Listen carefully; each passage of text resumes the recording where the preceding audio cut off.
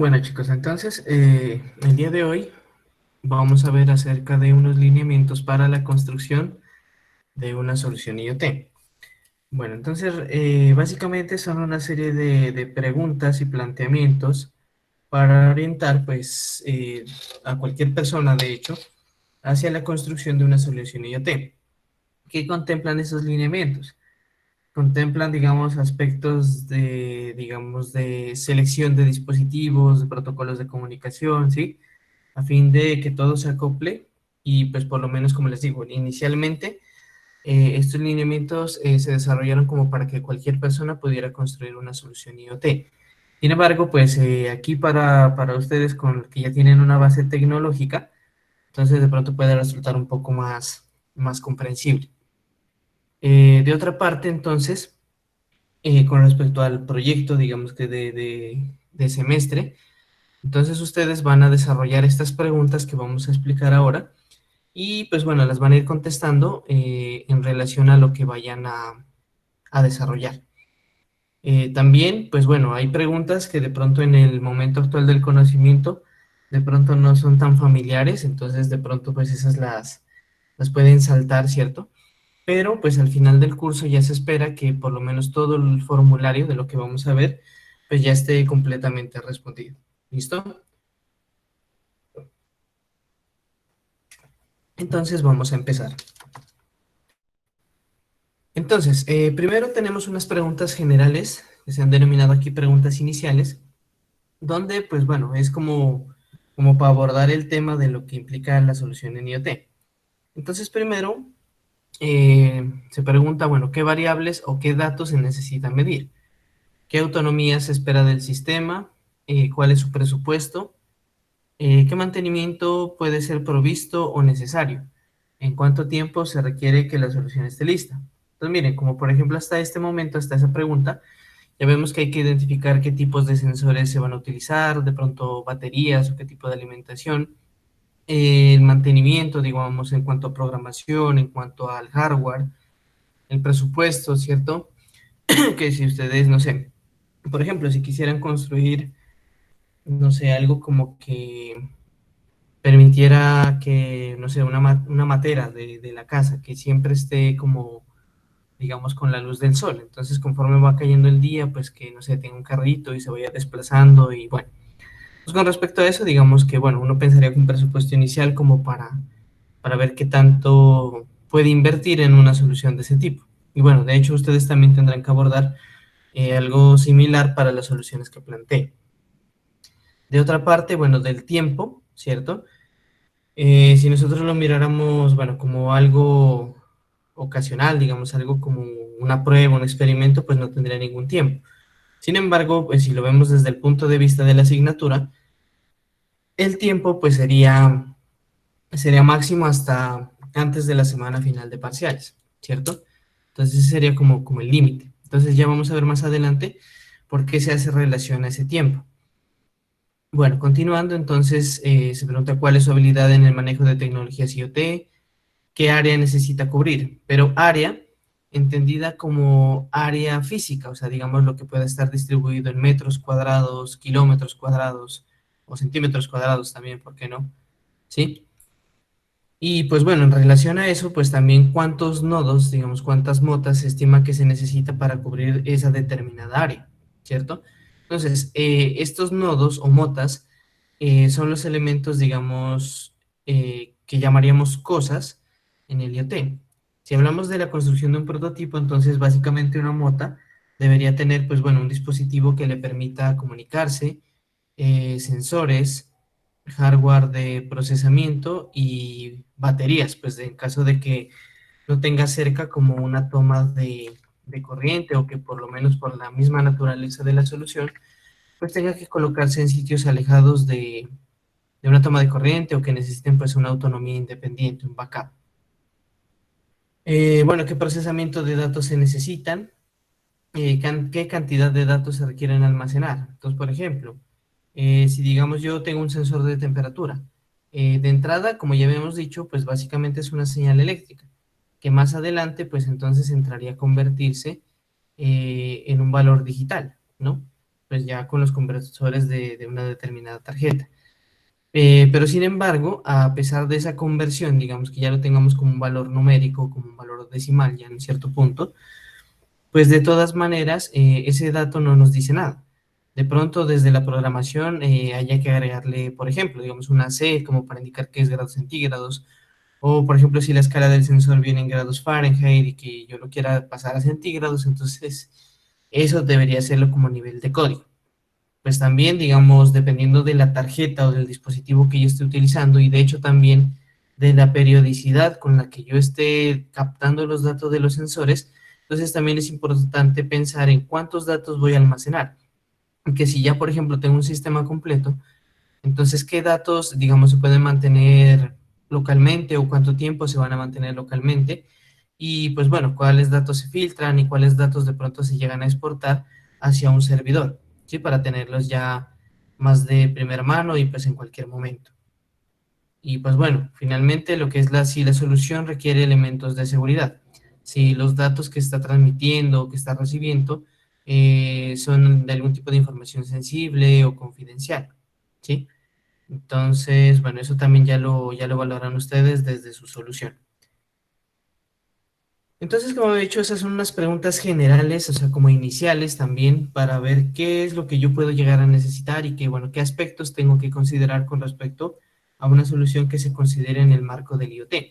Sin embargo, como la idea es orientar a las personas, y de hecho a ustedes también, como estudiantes de ingeniería, a la selección de componentes, ¿no?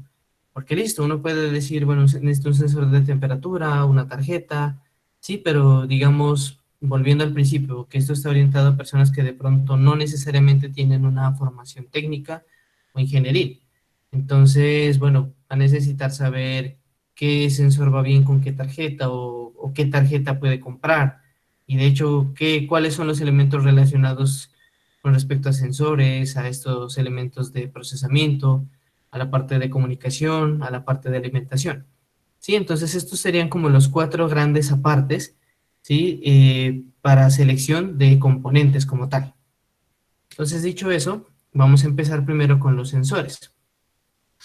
Entonces, vamos a ver que en estos lineamientos van estructurados para cada una de estas áreas con estos tres ítems.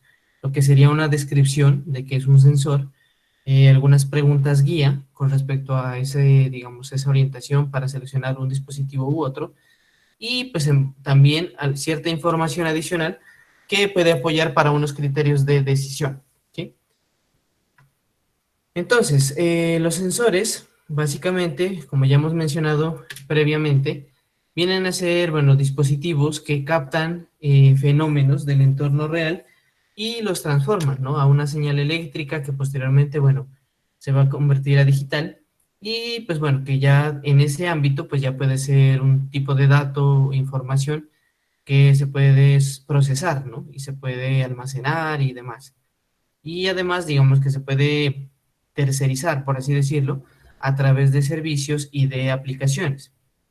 Entonces, digamos, hay sensores que son exclusivos para medir una sola variable, pero pues también hay otros que comparten dentro de su mismo sistema relación de una o más variables, ¿sí? Entonces, en este punto, dependiendo pues del número de variables que se deseen medir, se debe considerar el tipo de sensores, ¿no? Que tome registros de una determinada variable en cierta cantidad de tiempo y bueno, aspectos que ampliaremos más adelante cuando abordemos más a profundidad lo que son los componentes de IoT, lo que sería la fidelidad de la información, la precisión y otros aspectos relacionados, ¿sí? Entonces, ¿por qué es importante también considerar esto? Digamos, lo que les mencionaba, si un sensor mide una sola variable o más de una. Pues resulta que, bueno, hay sensores que, bueno, dependiendo de la tarjeta con la que sean compatibles, van a requerir de ciertas librerías para poder separar esos datos, ¿sí? O esas mediciones para poderlas diferenciar. Un ejemplo de ello es el sensor de HT11, que mide tanto temperatura como humedad, ¿sí? Si ustedes llegasen a conectar ese sensor, ¿cierto? Directamente sacarían lecturas, ¿sí? Pero digamos, de entrada no sabrían diferenciar si es un dato de temperatura o es un dato de humedad. Y aún así sabiendo que el sensor mide las dos variables. Entonces, si uno lo compra con ese objetivo, digamos, podría ser reducir costos o minimizar la complejidad del circuito, entonces sacar un dispositivo que de una vez mida dos variables. Entonces, pues también hay que hacer precisión en la necesidad de ciertas librerías para poder separar estos valores y pues de hecho poderlos enviar y poder incluso operar, conmutar con otros datos para determinado fenómeno o determinado sistema. Bueno, aquí tenemos las preguntas guías.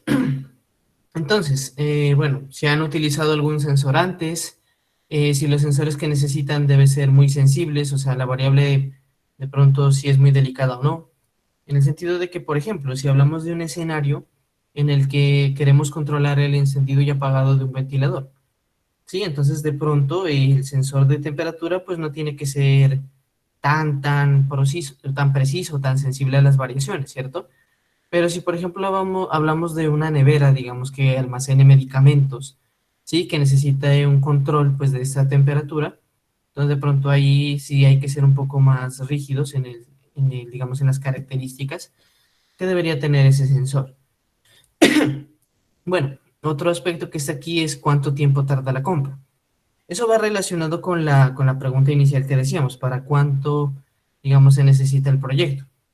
Pues miren, hay veces que, bueno, dispositivos se pueden conseguir fácilmente en la ciudad, o hay otro tipo de dispositivos que, bueno, se los conseguirá a nivel nacional en cualquier otra ciudad, y ya en casos muy particulares, de pronto que hay proveedores que tienen que traer estos elementos de otros países, ¿sí? O inclusive, digamos que uno encuentra un dispositivo que comprándolo en otro lugar, en otro país, puede salir más económico, ¿sí? Pero entonces ahí tocaría tener en cuenta el tiempo, ¿cierto? Porque, por ejemplo, de nada me serviría, ¿cierto? Por ejemplo, un proyecto que yo tenga 3 meses para desarrollar un proyecto y voy a pedir unos sensores y resulta que estos sensores, bueno, por economizar algo, los pido a otro lado, otro país, digamos China, no sé, algo así, por ejemplo, y pues que la llegada de esos dispositivos demora 2 meses. Entonces van a ser 2 meses, perdón, vacíos y al final el tiempo para mi proyecto se va a reducir drásticamente a un mes. Sí, entonces en ese sentido hay que tener muy en cuenta el tiempo de compra de los dispositivos. Si necesitan algún componente extra, ¿sí? Quiere decir que, por ejemplo, hay sensores que pues vienen como por decirlo en un estado entre comillas puro, ¿sí? Que digamos no tienen una capa de adaptación ni de voltaje o no tienen una tarjeta acoplada que me permita acceder directamente a sus pines, ¿no? A lo que lo conforma, ¿sí? Entonces es posible que se necesite algún adaptador o que de pronto se requiera un adaptador, digamos, o un regulador de voltaje para no quemar el sensor, ¿cierto? O incluso, digamos, si se va a colocar este sensor en un lugar, pues a la intemperie, podríamos decir, entonces sería necesario agregarle un componente de aislamiento, pues para que los componentes eléctricos no se vean afectados. Con respecto a la calibración, ¿sí? Generalmente los sensores, pues están desarrollados en una serie de fabricación en masa, ¿no? Y bueno, por más, digamos, controlado que sea el proceso de fabricación, siempre van a haber pequeños desfases, por así decirlo. Entonces, podemos decir en este punto que de manera general, todos los sensores necesitan una calibración, ¿sí? Puede ser que yo conecte el sensor y que tenga un cierto valor de sensibilidad, ¿sí? Que por ejemplo yo pueda compararlo con un termómetro, y mientras que en el termómetro yo esté midiendo, qué sé yo, una temperatura de 20 grados, el sensor probablemente mida 14 o 13. Entonces eso implicaría que yo tenga que poner, puede ser una resistencia o aumentar un valor de voltaje o de corriente, sí, para mejorar esa medición. Pero la calibración, pues, cuando la hablaremos también más adelante, implicaría, pues, en primera instancia tener un valor o un dispositivo que me permita comparar, ¿sí? Esa medición que yo estoy obteniendo de este sensor. También es cierto que hay unos sensores que se llaman sensores inteligentes que pues, según su descripción, se autoadaptan y hasta cierto punto podríamos decir que se autocalibran, ¿sí? Para dar una medición real, ¿sí? Sin embargo, como vuelve y juega, están sometidos, digamos, a las imperfecciones que se puede dar en un proceso de fabricación, y como tal, pues de pronto van a requerir una menor calibración, pero de todas maneras van a requerir, digamos, que ese proceso se lleve a cabo. Bueno, esta pregunta del entorno, ¿cierto? Pues va relacionado con lo de los componentes extra que ya habíamos explicado. La siguiente pregunta, con respecto al voltaje y corriente mínimo y máximo, requiere el sensor. Bueno, podríamos suponer que necesitamos, pues bueno, el valor de corriente máximo, pues para efectos de no quemar el sensor. Uno pensaría, ¿para qué el valor de corriente mínimo o el valor de voltaje y corriente mínimo? Muy bien. Puede darse, digamos, la situación, ¿sí? Que yo tenga varios elementos conectados, ¿cierto? Y que pues de pronto de la batería o del adaptador que yo estoy utilizando, en algún punto, digamos, de conectar tantos dispositivos, puede pasar que no sea suficiente la corriente que le lleguen a todos ellos, ¿cierto? Entonces, mientras que yo inicialmente tenía un sensor y funcionaba bien, tenía dos, seguían funcionando bien, pero ya en el tercero y cuarto, ¿sí? Ya veo que estos empiezan a fallar, o que por lo menos el primero que funcionaba bien empieza a fallar. Entonces, eso puede estar muy relacionado con eso, digamos, de que en las lecturas ya el voltaje o, bueno, la corriente suministrada, al distribuirse entre más elementos, pues de pronto ya no tiene la suficiente efectividad para hacer funcionar un determinado sensor, ¿sí? Entonces, para esto también es importante considerar este factor. Esta información, digamos, técnica, la podemos encontrar en el datasheet o también pues hoja técnica, que también más adelante miraremos como qué aspectos son importantes para hacer un análisis del mismo, porque pues dependiendo del proveedor y dependiendo del dispositivo, pueden llegar a ser documentos o muy cortos o demasiado extensos, ¿sí? Entonces, para que aprendamos a rescatar, por así decirlo, la información más relevante de estos documentos. Listo. Entonces, la siguiente pregunta, que si hay un registro de uso de este sensor que ustedes han seleccionado en la web. ¿Por qué es importante esto? Sí, porque, bueno, por ejemplo, como les digo, para el caso de que ustedes quieran utilizar un sensor chino, por decir algo, pues digamos en tendencia de costos, podría decir que uno piensa, uno encuentra estos dispositivos como más bajo costo. Puede darse el caso de que sea un sensor, bueno, tan desconocido o de pronto tan nuevo, que no haya información al respecto y que de hecho la intención de configurarlo o ya también hasta el punto de utilizarlo puede implicar, digamos, desgaste de tiempo y de esfuerzos, ¿sí? Al no tener suficiente información. Y es más, también puede darse el caso de que, por ejemplo, haya un sensor, ¿sí? Y al no tener conocimiento previo de que haya alguien utilizado previamente, pues estaría como cierta incertidumbre, ¿no? De que si el sensor es bueno o malo, o si es efectivo o no lo es, como han habido casos, ¿no? Que hay gente que utiliza un sensor y pues ya, bueno, de pronto puede incluso no necesariamente decir que sea malo, sino que sacar a la luz de pronto algunos defectos o algunos problemas que incluso estas personas que ya lo han utilizado pues ya lo hayan resuelto. Entonces eso también ahorrarles tiempo de diseño y de desarrollo. El aspecto también del tamaño. Entonces si en su diseño se requiere que el dispositivo sea muy pequeño, ¿sí? O bueno, si lo estamos viendo desde una escala de prototipo, entonces que si ese factor no importa. Pero bueno, ¿a qué viene esta pregunta? Resulta que, digamos, de los dispositivos que uno puede conseguir para prototipos, y bueno, para una posterior etapa de diseño como tal, podemos encontrar que si yo quisiera, digamos, adaptar ese mismo dispositivo y utilizarlo en una escala más pequeña, pues bueno, hay que tener en cuenta que estos dispositivos en sus versiones para PCBs, para tarjetas, a pesar de cumplir la misma función, pues pueden llegar a ser más costosos por ese mismo efecto de, digamos, de su tamaño reducido, ¿sí? Pero entonces, si en su prototipo, pues esa no es una limitación, entonces pueden, digamos, recurrirse al dispositivo comercial más comúnmente usado. Bueno, decisiones. Entonces, en este ítem, pues bueno, vamos a encontrar que sensores hay de muchos fabricantes, ¿sí? Desde fabricantes alemanes, americanos, a los chinos, a los japoneses y demás, ¿sí? Lo importante es que, como hemos venido mencionando, es, digamos, tener muy en cuenta cuál es la variable que se van a censar. La información en la web con respecto a las opiniones de usuarios de estos sensores, implementaciones previas, tener en cuenta la localización del proveedor para tiempos de entrega, digamos también esa relación con respecto a los costos, ¿sí? Porque, digamos, hay páginas, ¿cierto? Que de pronto uno busca un dispositivo y en el mismo fabricante dice, por ejemplo, no sé, un sensor 1.000 pesos. Y más abajo aparece el mismo sensor y está en 500 o 400 pesos. Entonces, de pronto, pues uno como por el arranque decir, bueno, esto me sale más barato y que de pronto es de Estados Unidos y le dicen a uno, bueno, se demora 15 días. Entonces, bueno, listo, yo puedo asumir ese retraso. Pero resulta que, pues, que también es una recomendación para que lo tengan en cuenta.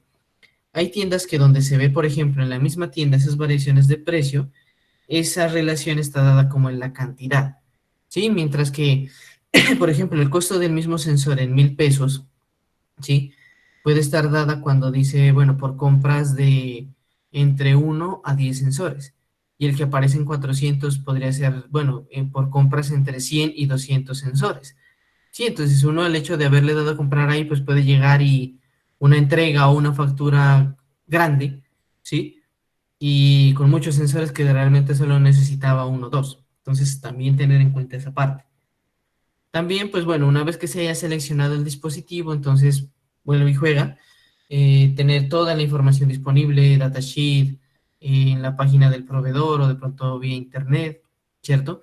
Que incluso, digamos, si nosotros encontramos un sensor del cual no haya un documento técnico o no haya información suficiente, pues ese puede llegar a ser un criterio para descartar dicho dispositivo. Por lo mismo que les decía, porque puede llevar un desgaste de esfuerzo y de tiempo, ¿cierto? Entonces, en este punto, pues ya de hecho va a ser un factor común también a todos los elementos. Un factor muy importante va a ser la información que haya disponible de dicho dispositivo, y eso va a jugar un factor muy relevante. ¿Sí? Entonces, para que lo tengan en cuenta. Pasando a los siguientes elementos, tenemos lo que hacen referencia a lo que es la gestión y el procesamiento. Entonces, como su nombre lo indica, pues serían los dispositivos que se encargarían de, bueno, recibir, almacenar la información, discriminar los que sean útiles de los que no lo son, moldear información a través de algoritmos, y de pronto, como les decía, si requiere alguna transformación, el dato, ¿cierto? O algún tipo de integración en cuanto a la lógica con otras variables para la actuación del sistema. Entonces, miren, aquí con las preguntas guías tendríamos, bueno, que si conocen o han escuchado el término SSB, Single Board Computer, o SoC, System on Chip. Si conocen algunos de estos elementos, lo que es la Arduino, la Raspberry, la BeagleBone, Intel Galileo, o algún otro, ¿cierto? O definitivamente ninguno de estos elementos. Bueno, desde el punto de ingeniería, pues obviamente ustedes están relacionados con los términos RAM, ROM, procesador, ¿sí? Que son criterios incluso para tener en cuenta en la selección de estas tarjetas. La capacidad de almacenamiento local. Sí, si por ejemplo nosotros comparamos, digamos, un Arduino 1, vamos a ver que la capacidad de memoria va a estar en el orden de los kilobytes y bueno, de algunos pocos megabytes. Si hablamos, por ejemplo, de una Raspberry, entonces una Raspberry, pues también dependiendo de las características, se puede ampliar a través de una memoria SD, entonces pues digamos ya podríamos hablar de las escalas de gigabytes, ¿no? Desde 8 hasta, bueno, hasta 150, bueno, por ahí, digamos, dependiendo de la versión de Raspberry, pero bueno, es un ejemplo. Bueno, entonces, como les decía, entonces eso va a influir en los datos que se van a guardar localmente, en el punto de que ya se quieran exportar hacia la nube y demás. La pregunta que va a ser recurrente en todos los dispositivos, entonces, ¿cuánto tiempo se va a tardar la compra para considerar si se compra ese proveedor o no? El voltaje mínimo y máximo que requiere la tarjeta seleccionada. Sí, porque, por ejemplo, mientras, digamos, un Arduino 1, un Arduino 1 se puede conectar con adaptadores desde 7 a 12 voltios sin que éste sufra daño, porque internamente tiene un regulador de voltaje. Puede haber tarjetas también, por ejemplo, como la Intel Galileo, que, bueno, puede trabajar con un adaptador de 12 voltios, pero requiere de unas corrientes muy altas, ¿sí? Para su funcionamiento. Y pues de hecho esos factores también influyen en los controles de temperatura, ¿no? Por ejemplo, si voy a poner a interactuar la tarjeta con otros dispositivos y voy a requerir que ese sistema esté funcionando 24/7, pues ya hay que considerar pues la cuestión de los disipadores, ventiladores y demás, ¿no? Que también pues va muy de la mano con este aspecto del voltaje y de la corriente. Bueno, de las opciones que uno encuentre por allí, ¿sí? ¿Cuál tiene mayor soporte y mejor soporte, mayor garantía, mayor uso? Pero bueno, esto también va ligado con la información, pero también, digamos, con qué tipo de comunicación o qué comunidades hay alrededor de esa tarjeta, que hayan trabajado y que, por ejemplo, uno pueda encontrar foros o comunidades para resolver dudas que de pronto el proveedor directamente no pueda resolver. Sí, entonces, ¿por qué es importante este aspecto? De una experiencia, hace algunos años, en una empresa X, no demos nombres, pasó que, bueno, en esa empresa estaban trabajando un proyecto, sí, de hecho esa empresa no era de aquí de Popayán, sí, pero bueno, entonces hasta donde mencionaron, era un trabajo que estaba, un proyecto, perdón, que estaban trabajando en otra ciudad y que ya, bueno, tenían una tarjeta que venía del otro lado del mundo, sí, de Oriente, por allá, sí, y bueno, que era una tarjeta que era bastante, ¿cómo decirlo? Pues bueno, era poco conocida y también por la razón de los usos, ¿no? Tampoco había mucha información, porque era una tarjeta de uso militar, ¿sí? Eso como primer ítem. Como segundo ítem, entonces hubo un inconveniente en el sentido de que, bueno, ya llevaban, según nos comentaban, alrededor de 11 meses trabajando sobre esa tarjeta y pues no habían podido hacer funcionar, pero absolutamente nada, o sea, no habían podido prender un bombillo, nada. Y pues la idea es que esa tarjeta manejara distintos dispositivos, entre impresoras dactilares, bueno, cámaras fotográficas, bueno, entre muchos otros dispositivos, alrededor de unos 7 8 dispositivos.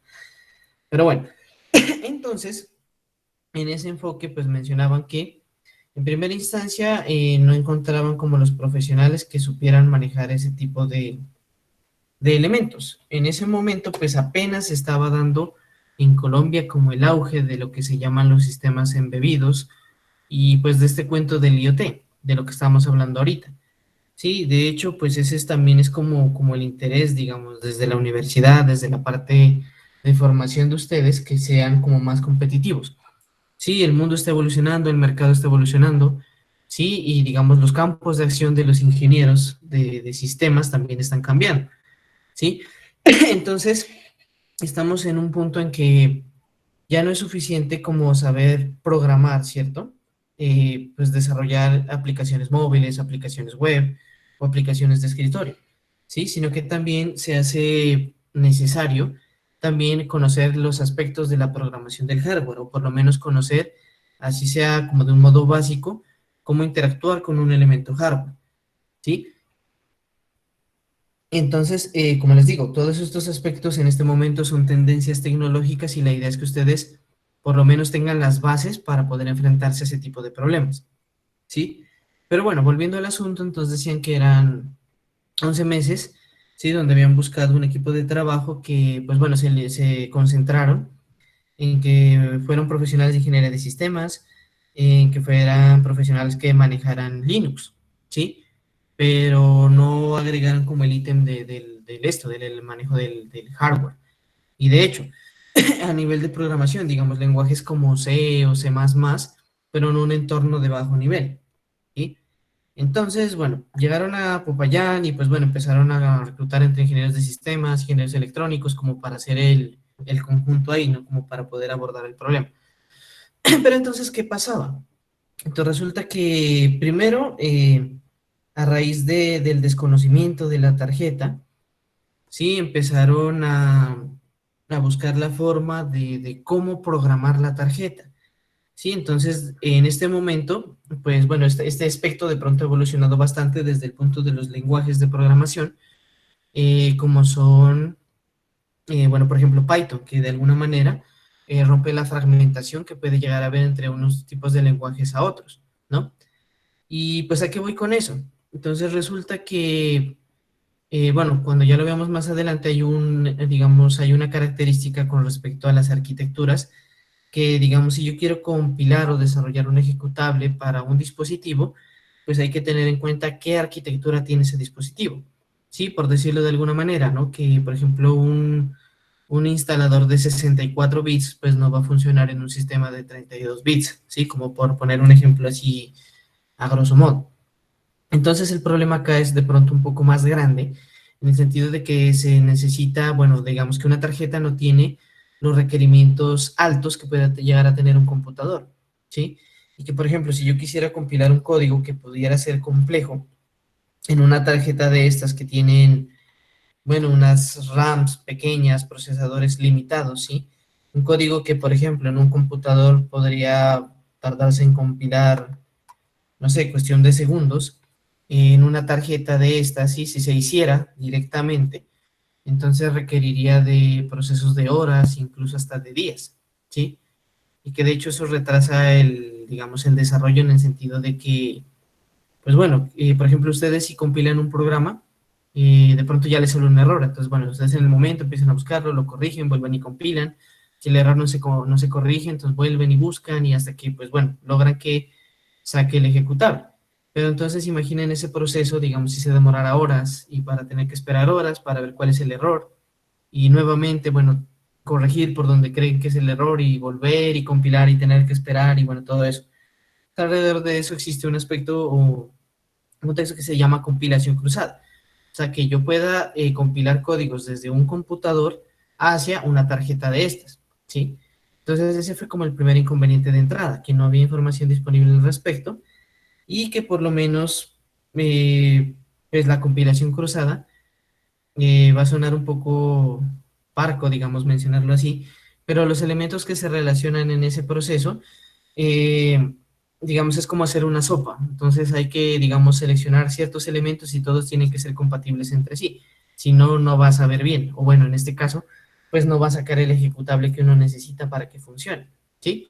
Entonces, bueno, fue un largo proceso para desarrollar eso. Y el otro punto era que, pues bueno, esta empresa, o bueno, las personas que nos contrataron, pues suponían que, pues bueno, al ellos comprar esa tarjeta, cierto que de entrada pues era una tarjeta bastante costosa en relación a las opciones comerciales que podemos encontrar aquí.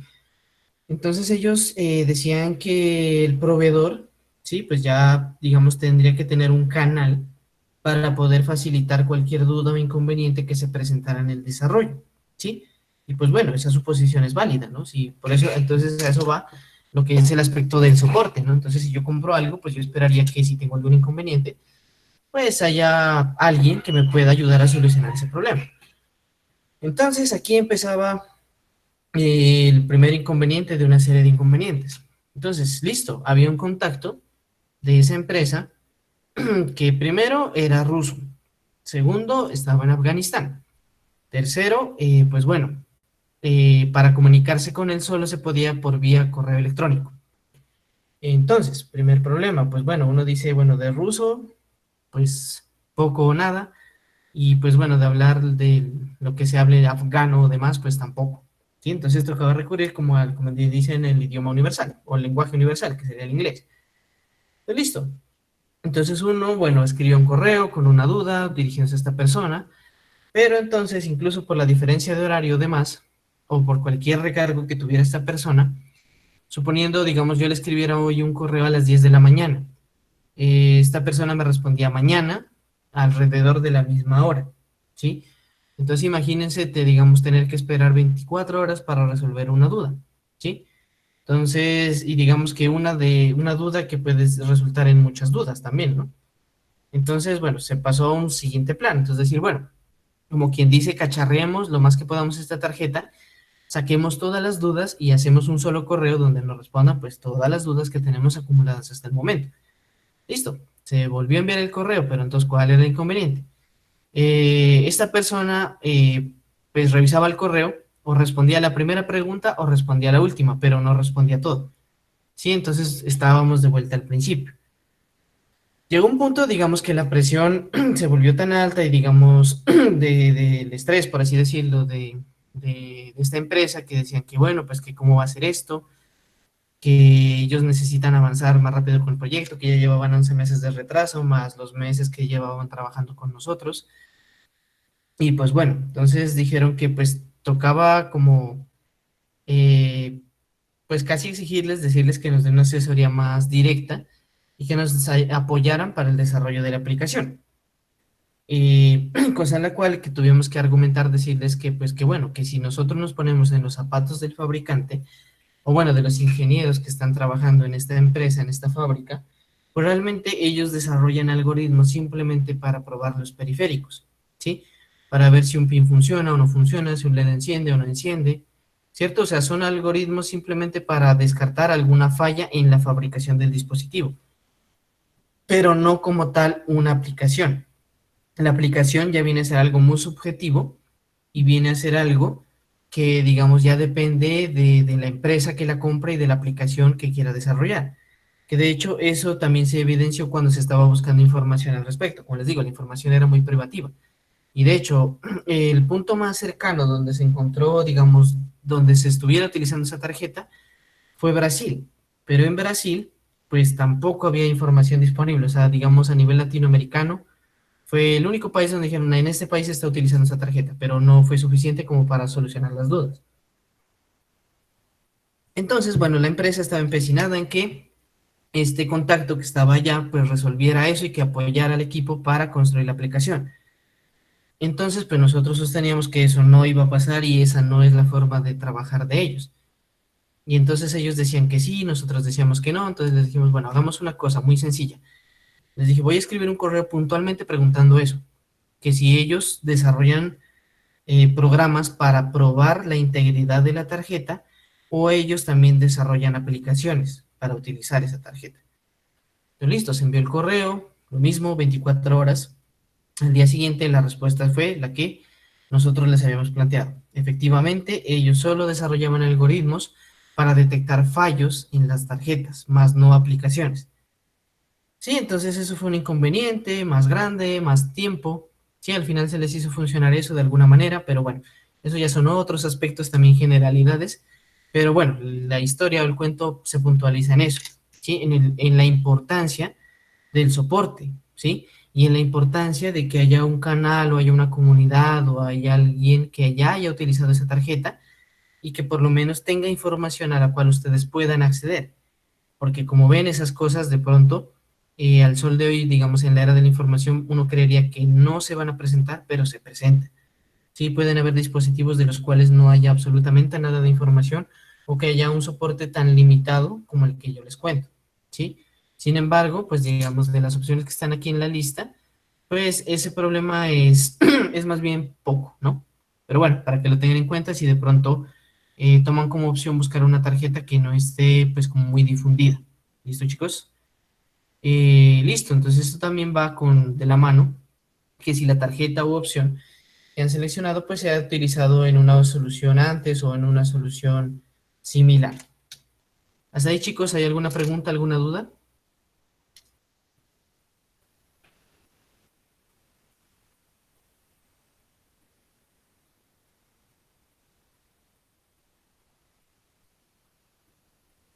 No, pues ahí en el camino. Sí. Bueno, sigamos entonces. Cualquier duda me comentan. Listo. Bueno, en cuanto a las decisiones, entonces vamos a hablar un poco de algunas de estas tarjetas, unos, digamos, como los elementos como más sobresalientes. Obviamente, pues esto si ustedes ya desean, pues pueden ampliar mucho más la información.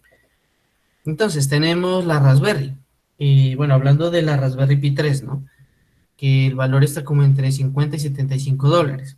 Sí, ya pues la Raspberry Pi 4, la última versión, pues ya es un poco más costosa, pero tiene muchas más mejores características, ¿no? Pero igual como para un prototipo inicial con la Raspberry Pi 3 es suficiente. De hecho, vamos a ver un capítulo más amplio acerca de la Raspberry. Pero bueno, pues esta unidad permite interconectar con otros dispositivos, contiene un procesador, un chip gráfico, memoria RAM, pues bueno, un poco más amplio en relación a sus homogéneos, digamos, en la misma línea. Se puede conectar dispositivos opcionales, ¿no? Tiene distintas interfaces como varios puertos USB, tiene puerto HDMI, eh, micro USB, ¿cierto? Micro SD también, pues para la memoria. Entonces permite ampliar bastante el rango. De hecho, en inicio la Raspberry fue desarrollada para implementarse como un computador de bajo costo. Sí, o sea, ustedes pueden montar un sistema operativo en un SD, conectarle los periféricos, digamos, conectarlo con HDMI a un televisor, conectarle un teclado, un mouse y listo, ya tienen un computador. Entonces también como tener en cuenta como, digamos, el poder que puede llegar a tener esta tarjeta.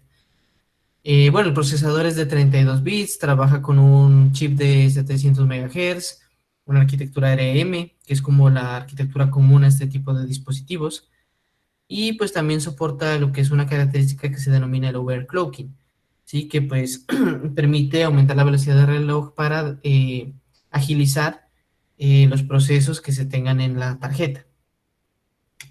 El Arduino, ¿sí? Que es una plataforma de cómputo que involucra tanto hardware como software, o sea, un IDE para desarrollar programas para esta tarjeta.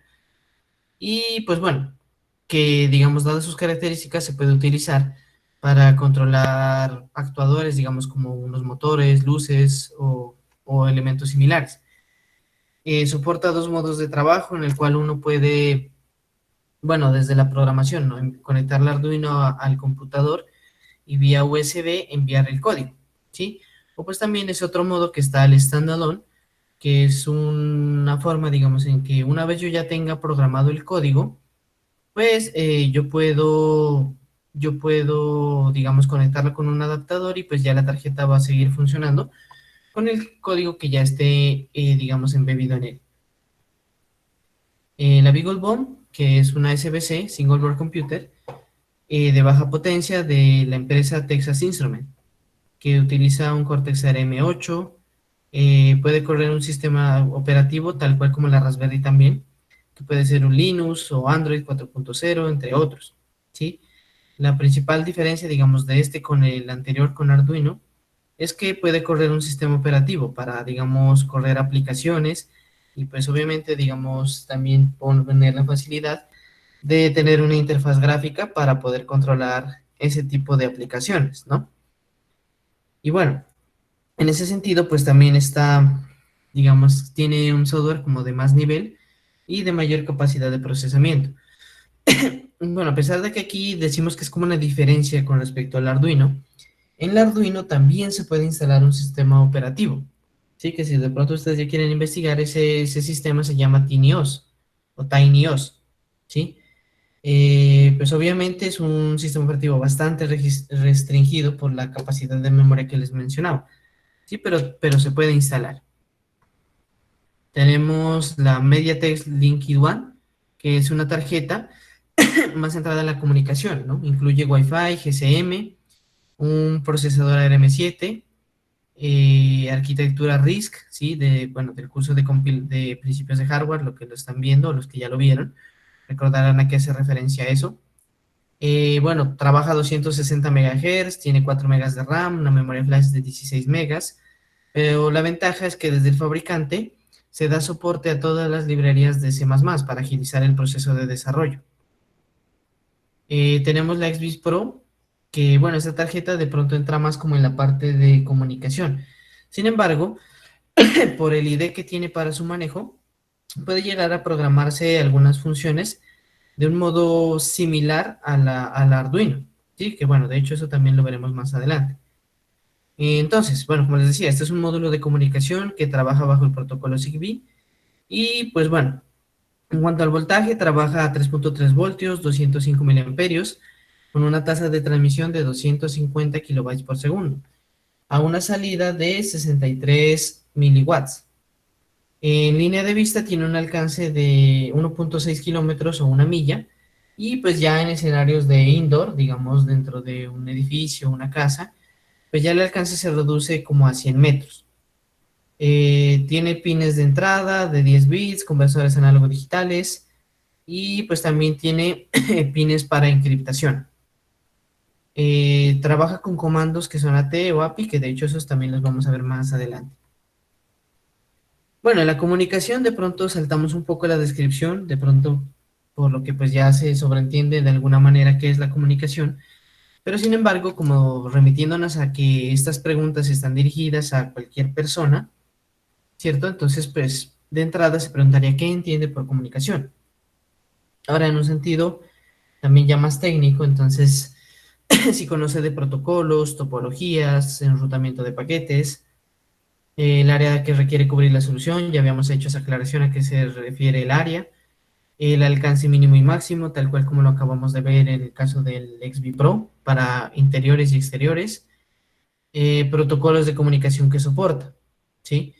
Hay algunos, digamos, por ejemplo, como LoRaWAN, que soporta, pues bueno, en sí mismo LoRaWAN y pues puede soportar Wi-Fi o incluso otros protocolos de comunicación.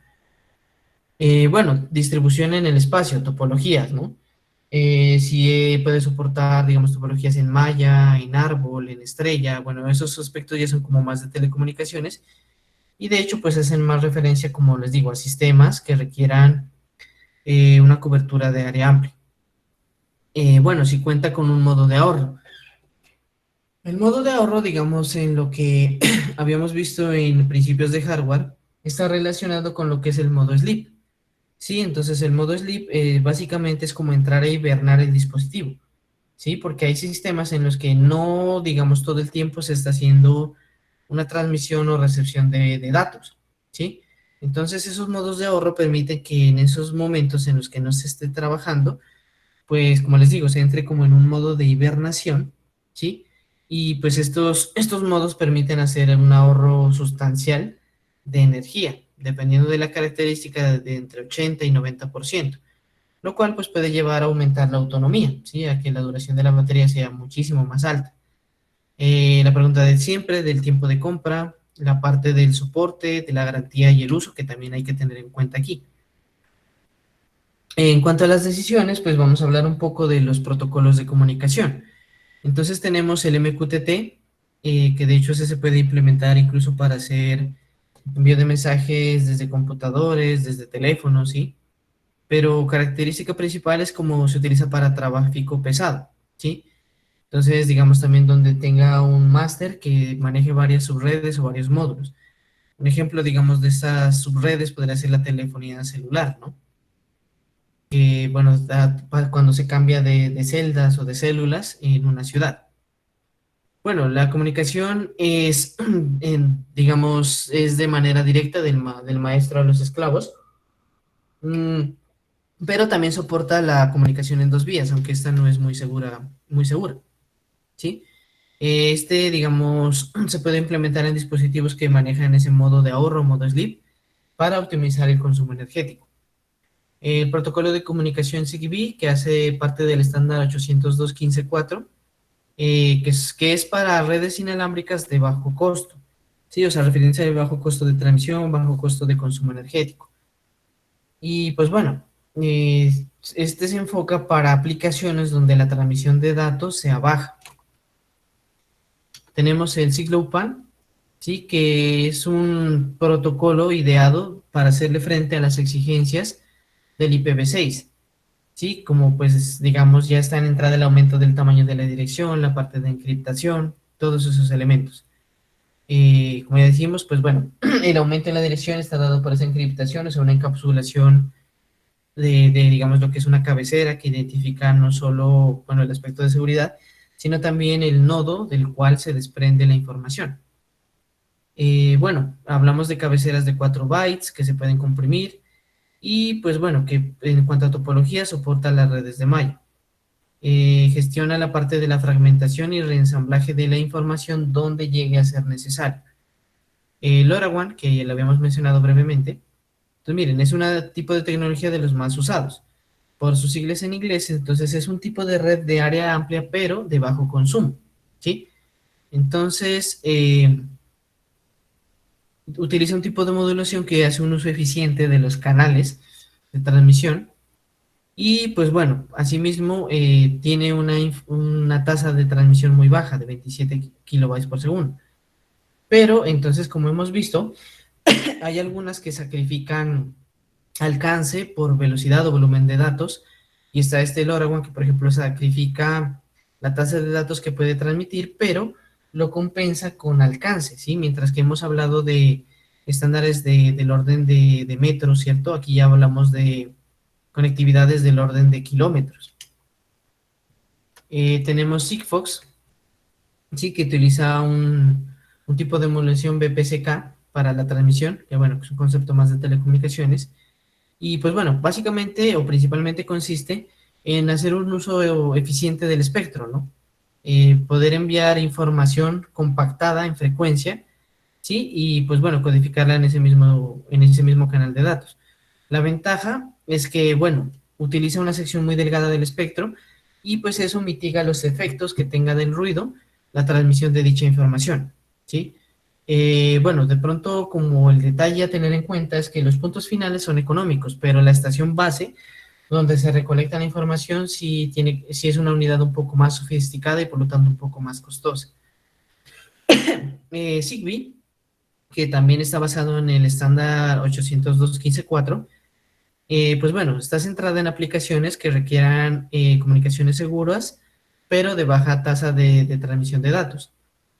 Y pues también que también sean eficientes en el uso energético de las baterías. Entonces, miren, pueden utilizar bandas libres de 2.4 GHz, 868 MHz para el caso europeo, 915 MHz para el caso de Estados Unidos. Sí, bueno, ¿por qué es importante eso? Porque, digamos, lo que son las bandas libres varían en cada región por, digamos, digamos, lo que se reparte en cuanto a bandas para transmisión de televisión, de radio, las bandas públicas, las bandas de policía, de bomberos, ¿cierto? Y pues bueno, de hecho, eso se limita se caracteriza desde la fabricación. De hecho, cuando Zigbee, pues bueno, este protocolo se empezó a implementar, o bueno, de hecho Sigfox se empezó a implementar en Colombia, primero llegó a Popayán a través de una empresa que se llama Faxis. Entonces ellos, pues cuando llegaron a difundir la tecnología, trajeron dispositivos con el estándar europeo. Entonces, para efectos de hacer pruebas, pues se podía trabajar sobre las frecuencias que ellas traían. Sin embargo, pues como ya en el proceso de masificación y de utilización, pues ya tuvieron que hacer como una segunda etapa, donde ya empezaron a traer o fabricar dispositivos para la banda latinoamericana. Otro aspecto importante es que sobre este Zigbee, el número máximo de dispositivos que se pueden conectar es de 255. Sin embargo, sí se pueden ligar, digamos, la comunicación entre redes. Entonces, sí se puede relacionar con muchos más nodos, pero para una sola red el límite son 255. Con respecto a la alimentación, pues nos hacemos referencia a lo que son las pilas, los adaptadores y demás. Entonces, frente a eso, bueno, ¿qué tipos de alimentación conoce? ¿Qué tipos de batería? O pues incluso también podríamos hablar de los paneles solares como tipos de alimentación. Bueno, si el sistema requiere de algunos elementos estén aislados o alejados, entonces se tendrá que pensar en cuál es la mejor alternativa de baterías para utilizar. Si se requiere que el sistema tenga un backup, ¿no? En caso de que se vaya la energía y que de pronto el sistema requiere que se esté funcionando 24/7. Entonces, si hay un tipo de falla, pues que tenga unas baterías que puedan mantener mientras se soluciona la avería. Bueno, si conoce las capacidades de las pilas convencionales y de algunas que son más especializadas, como son las de polímero de litio. Si conocen la relación entre amperio-hora y miliamperio-hora, que de hecho ahorita en las decisiones vamos a hablar un poco más de esto. Entonces, si nosotros hablamos de los dispositivos de uso común entre los que hemos hablado, pues comúnmente los voltajes que se requieren están entre los 3.3 voltios o 5 voltios. Bueno, de pronto habrá unas de 9 o 12 voltios. Pero bueno, entonces digamos para puntualizar un poco, entonces eso sería para el caso de un Arduino o una Raspberry.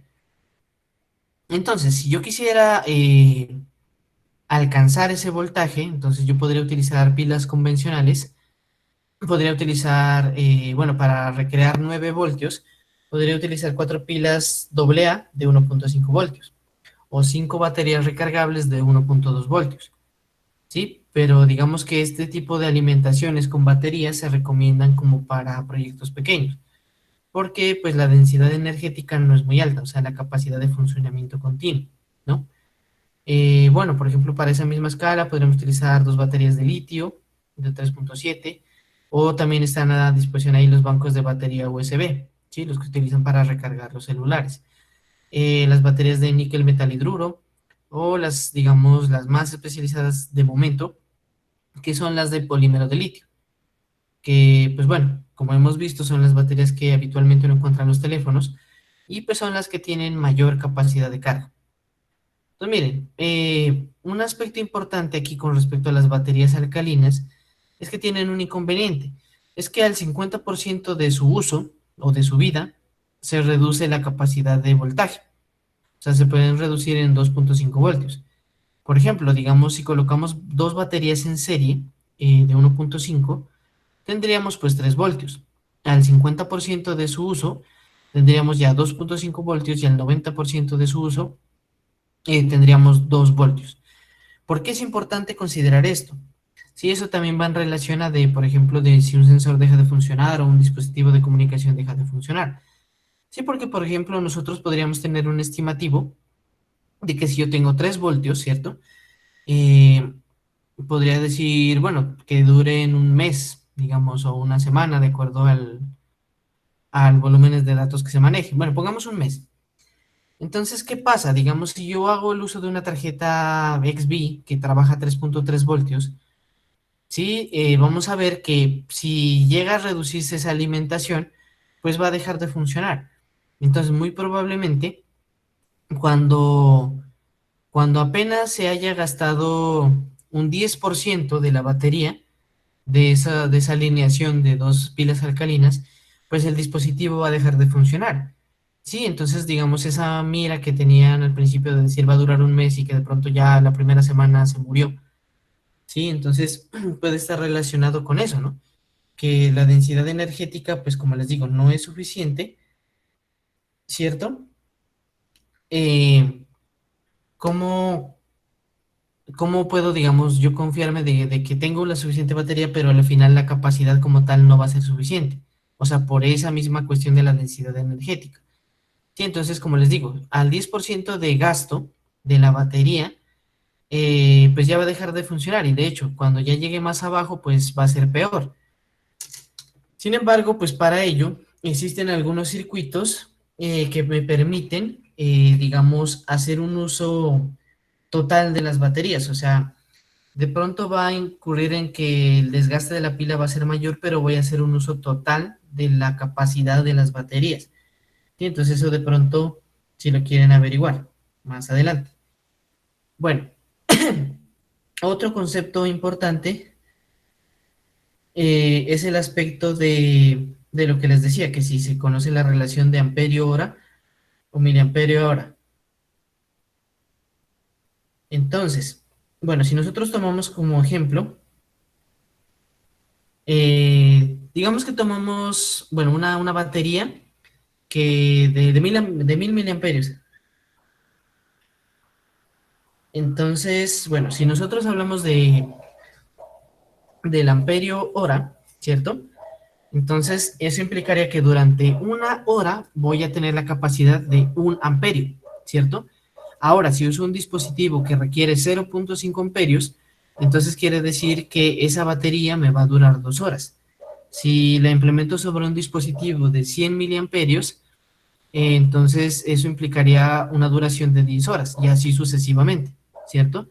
Entonces, con esa relación nosotros podríamos determinar cuánto puede llegar a durar mi batería, ¿sí? De acuerdo al consumo.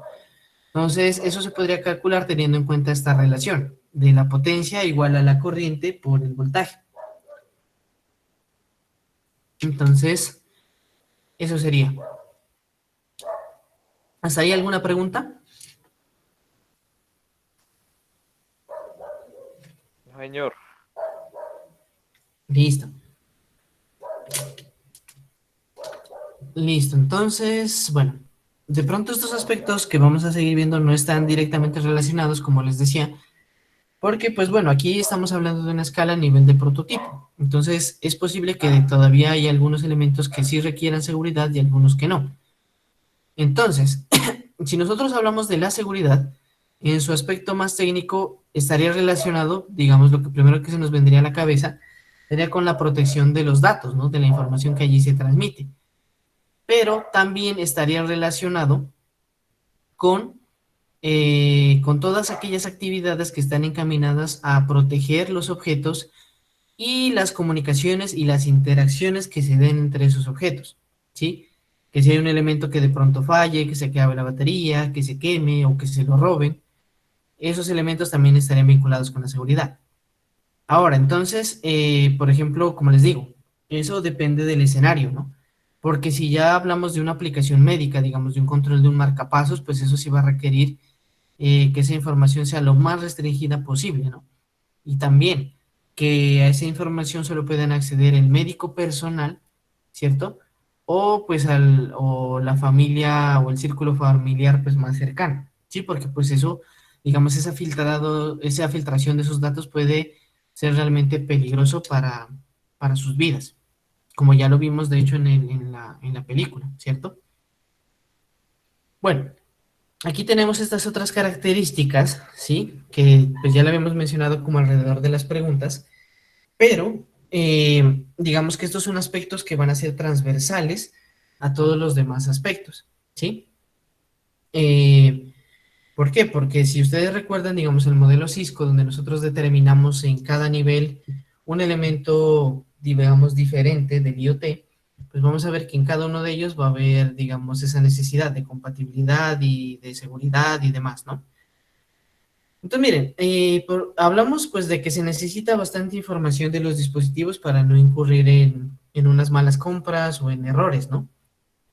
Y digamos, como decíamos, en elementos que nos lleven mayor desgaste de tiempo y de esfuerzo. Entonces, de información, pues digamos que provenga de fabricante, de comunidades, de foros, eh, de compañeros que de pronto también ya hayan utilizado los dispositivos para solucionar los problemas y las dudas más fácilmente. Pero entonces, el aspecto de la compatibilidad está relacionado con que, bueno, por ejemplo, digamos, yo ya escogí sensores, ya escogí tarjeta, ya escogí módulo de comunicación. De pronto en el Arduino, la ventaja que tiene es que, pues básicamente tiene compatibilidad para cualquier sensor que esté en el mercado, pero pueden haber excepciones. Sí, entonces de pronto de nada me sirve que yo tenga el mejor sensor o el más económico, el más eficiente, si de pronto no lo soporta una tarjeta, un Arduino, una Raspberry o no hay librerías, ¿sí? De hecho, tampoco me sirve que, por ejemplo, yo tenga un Arduino, sí, tenga el proyecto ahí, pero, por ejemplo, este Arduino no tenga Wi-Fi o no tenga Bluetooth y yo no pueda transmitir esos datos. O que incluso que tenga una tarjeta que tenga Wi-Fi, pero, por ejemplo, el proveedor de servicio de la plataforma IoT no trabaje con datos, no sé, sobre HTTP, sino que los trabaje sobre otro protocolo. Entonces, ahí puede haber un inconveniente. De hecho, pueden haber problemas de compatibilidad con con el mismo fabricante. Sí, por ponerles un ejemplo. Digamos, están los módulos XB que tienen distintas series y distintas familias.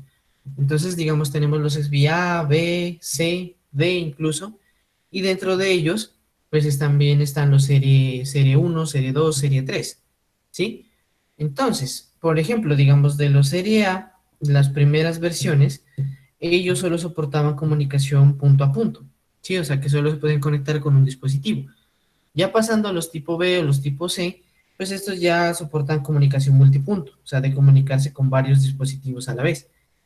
Entonces, suponiendo que, no sé, tuvieran un sistema de rastreo de ganado y se dañara un dispositivo y que, bueno, pues estuvieran buscando y encontraran, bueno, que todos los dispositivos que utilizaron fueran tipo B y de pronto encontraron un tipo A, ¿cierto? Más económico, ¿sí? Y que de pronto dijeron, bueno, vamos a pedir iguales de los mismos XB para conectarlo, ¿sí? Entonces, dependiendo de cómo está estructurado el sistema, puede llegar que ese sistema no, ese dispositivo no le sirva, ¿sí? Por ese mismo problema de compatibilidad, de no soportar la comunicación multipunto, ¿sí?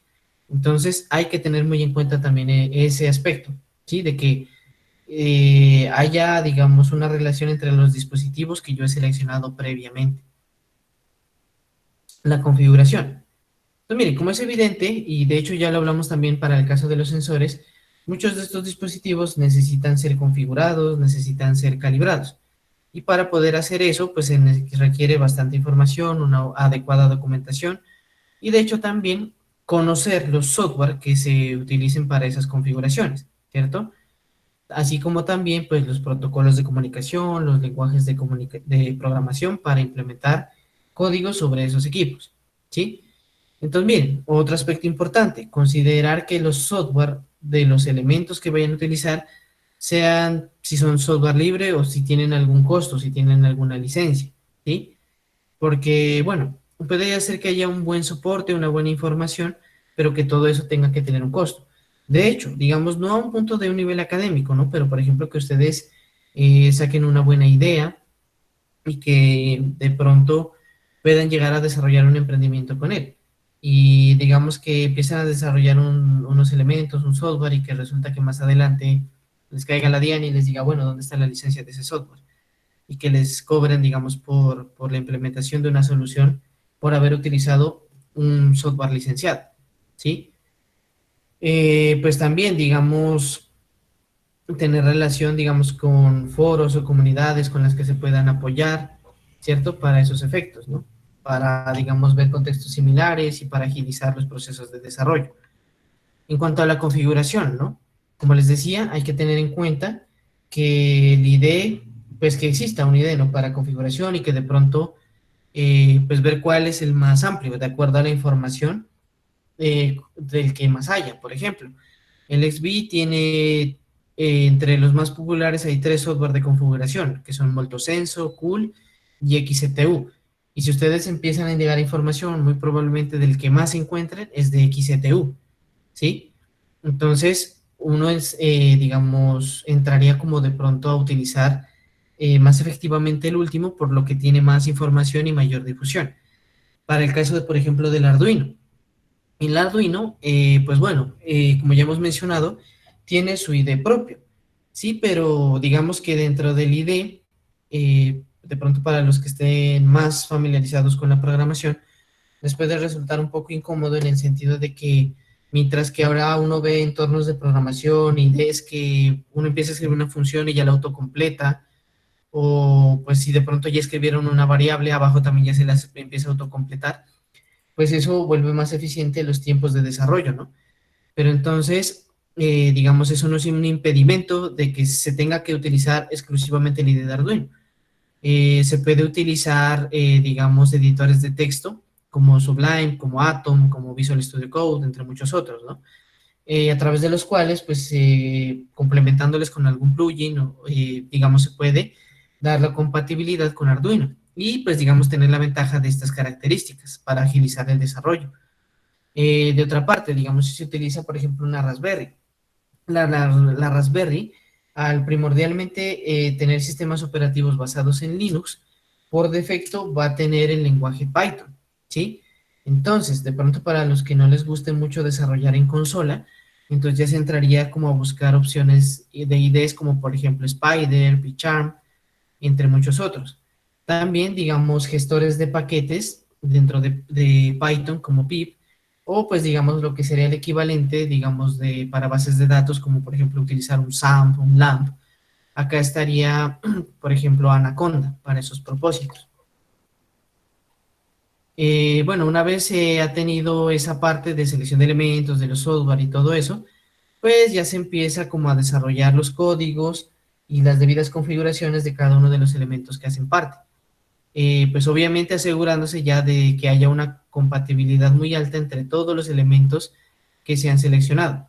Entonces, por ejemplo, entonces si vamos a seleccionar protocolo de comunicación Zigbee, una buena opción es un dispositivo XBee, ¿sí? Que los cuales también tienen compatibilidad y tienen shields, digamos, tienen elementos que son compatibles para Arduino y para Raspberry.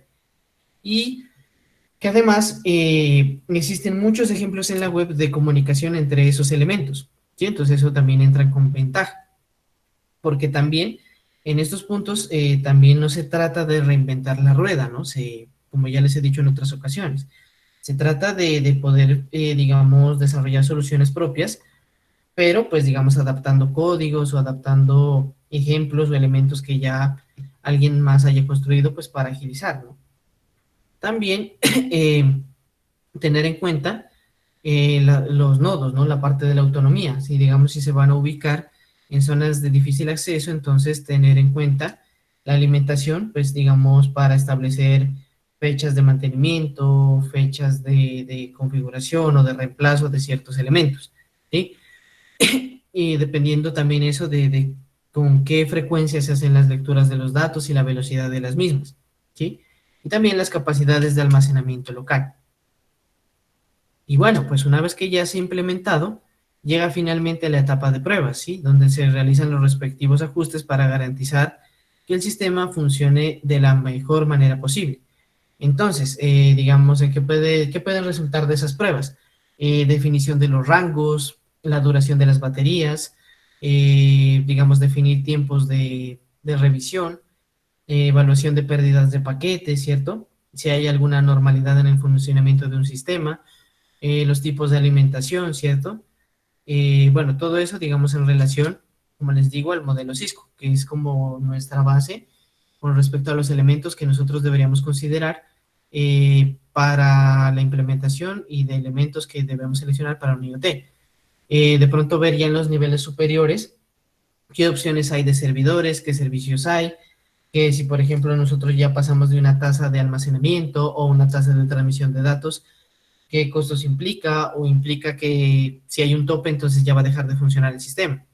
Entonces todos esos son elementos que ya ustedes entrarían a evaluar. Entonces chicos, hasta ahí, ¿alguna pregunta, alguna duda?